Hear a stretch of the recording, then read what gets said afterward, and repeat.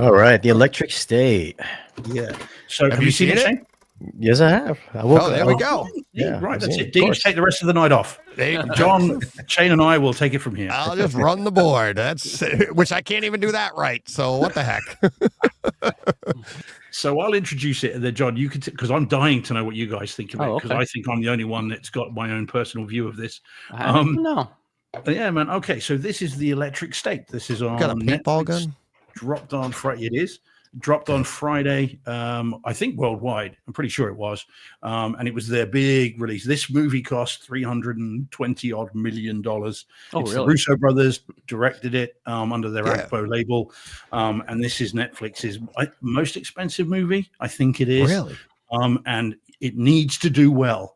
And currently sitting at 14% on Rotten Tomatoes.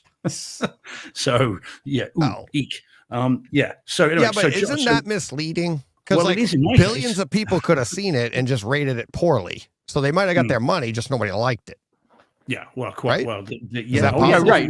Yeah, because honestly, they don't get paid on the ratings. They just need they get paid on if you watch it. You don't have to like it; you just have to click on it. Right.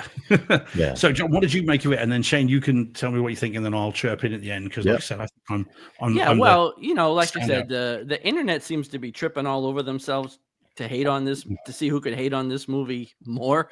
I'm not going to go so far as to say I loved this movie, but I really liked this movie. Lydia and I watched this on Saturday, and we both came away from this just really enjoying it. Like, it is super fun.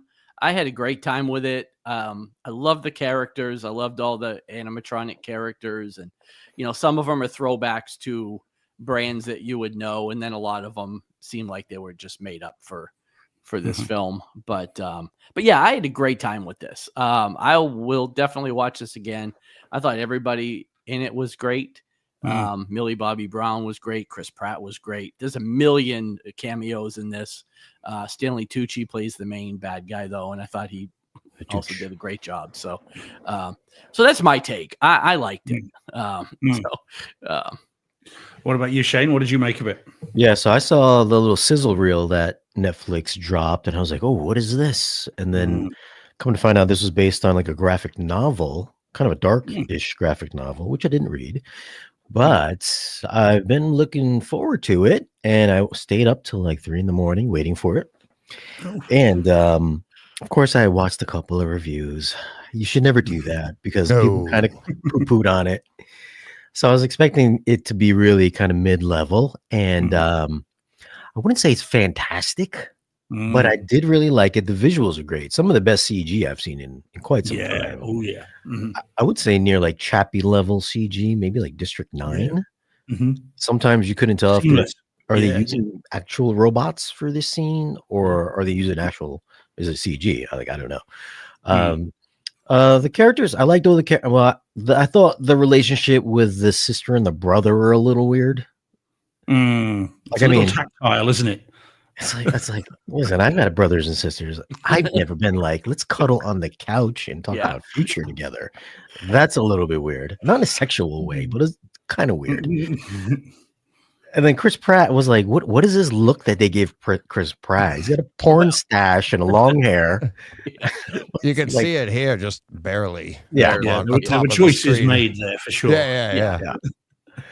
Other than it was that, the 90s, it was the 90s. I forgot. It was like the alternate timeline of the 90s. Right. So okay, I get that. But it was almost like he was, he's like the reluctant outcast hero, kind of like Star-Lord. Type of thing. With a bit of Han Solo with that outfit there. With the waistcoat. Oh, man, it's not just me then. However, the Atmos, I was very let down by the Atmos. Like very let down by the Atmos. I just thought it could have been way better. It was basically in a 7.2 configuration, two Atmos heights. I mean, if you have 4 Atmos heights or tops, then all 4 will be active. But if you have 6, only your top middle will be active. This is getting a little deep for the real technical guys. But if you have 2 sets of surrounds, so if you have a row 1 surround, row 2 surround, only your row 1 surround will get information. Your Road 2 will not. So you will have to array your side surrounds and also array your tops if you have 6 tops. So I had to do that. Bass was okay. It wasn't. This was maybe one of the weakest Atmos mixes for a big movie on Netflix I've heard. On Netflix, yeah.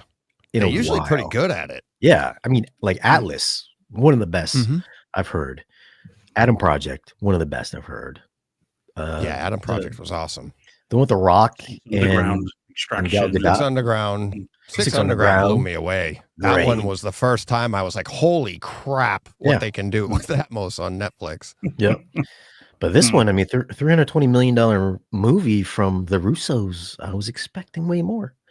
And one thing that kind of took me out of the movie a little bit was they used a lot of the same beats from Endgame and Infinity War. Oh, really? I don't know if you guys noticed that or not, but I didn't. Oh, you didn't see it, did you? I didn't notice that yet. No, I'll try it on my first viewing. Yeah. I'll look back on my first viewing. Other than that, I did really like the movie, though. I thought it was fun. It's a fun movie. Yeah, I a bit like you guys. I've been really looking forward to this. I remember again seeing the sort of extended trailer they released a few months back for this, and it just looked great. And again, I appreciate the Russo brothers have had some issues post Endgame and Infinity War, and they've released some movies that haven't really landed. I mean, The Gray Man never really took off, and they spent a lot of money on it and some other stuff as well. So I was looking forward to this, but with some trepidation. And then those reviews hit, and I was thinking, oh dear, okay, this is not good. But I thought, no, I'll give it a fair shot. So I went in with some concerns, and yet I really, really enjoyed this way more than I expected to. I thought it was great fun. It is derivative. I think it has echoes of Ready Player One. It has echoes of any number of Spielberg movies that you want to name. But I think but it didn't take me out of it. I just enjoyed it. And again, no matter how odd Millie Bobby Brown looks in this, the hair is not good either. We talk about Chris Pratt. She looks a bit weird in this too. And so, there are some oddities in it, but yeah, I love the characters. The robots were great. And I didn't get I'm sure there are references to American things. I mean, the baseball guy, I mean, I think that's a known character, isn't it, as I understand it? And I'd never seen that before, and things like that. Well, no, he's one of the ones I didn't recognize. The okay, all right. I thought he came from some sort of old video game or something. But yeah. Anyway, but I thought the robots were great. The set design, the production design, the CG, as you guys said, just absolutely fantastic.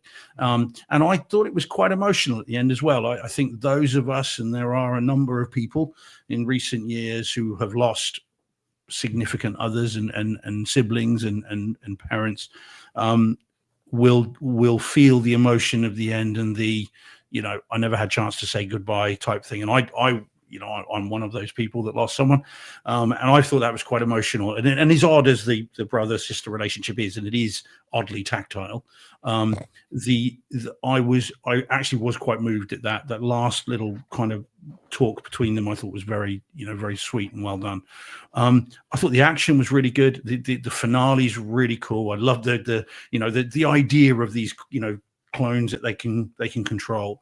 It's very cool. Giancarlo Esposito, I think, was really good in it as well. Yeah. We haven't spoken about him yet. And I thought it was great, and I just was along for the ride. Now, I watched this first.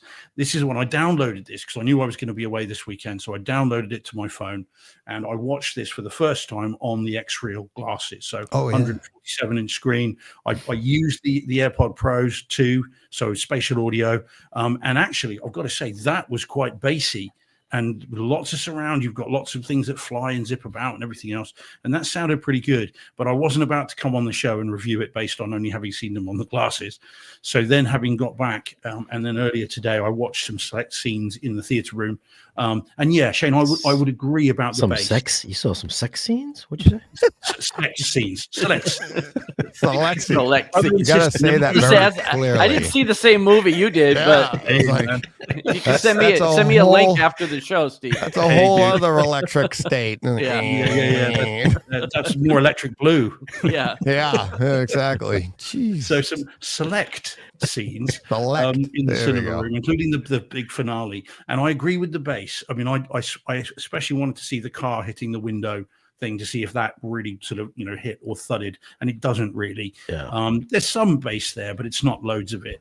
But I did like the movement around the room. Again, the flying drones zipped around and overhead and went around the room, and the guns sound okay, bearing in mind what they are.